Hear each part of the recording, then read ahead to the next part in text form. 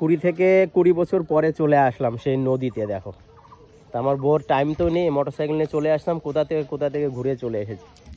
হ্যাঁ না, একটু দেখতে আসলাম, তাও দেখে তো নদী ফদি সব ডুবে গেছে, সব শুকিয়ে গেছে। এখানে কত মাছ ধরতাম জানো, সেই নদীতে চলে আসলাম।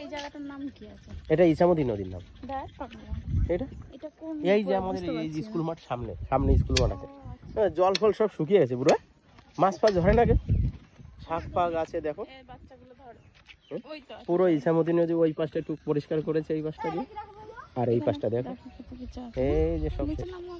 বহুত বছর পরে চলে আসলাম, বহুত বছর পরে একটু আসলাম। এই পাশে যাবো আমি একটু সিংনানি, তারপর বলছি চলো তাহলে সব জানুকে নিয়ে আসলাম। বৃষ্টি পড়ছে, এবার কি করবো, এখন শেষ, এখন আমাদের দৌড়াতে হবে, তাড়াতাড়ি চলো। কোথায় দাঁড়াতে হবে, তাড়াতাড়ি। এবার মরেছে, খালি চলে আসলাম, কোথায় এবার দাঁড়াতে হবে, গোল ঘরে।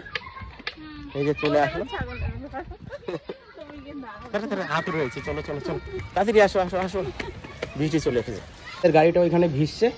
আর আমার বউ নদী দেখতে এসে, মানে সিংহানি যাবো আমরা এই লাইন দিয়ে, তাই একটু দেখতে আসলাম। দেখো জল বৃষ্টি পড়ছে, এখন কোথায় চলে এসেছি দেখো, বসে বললাম এখানে। ভালোই করেছে, কি করবো বলো, একটা রুম করে রেখেছো। এই যে নদীর পাশে দেখ, ব্রিজের পাশে ছোট একটা রুম। রেখে চলে না, না একটা নিয়ে যাবো,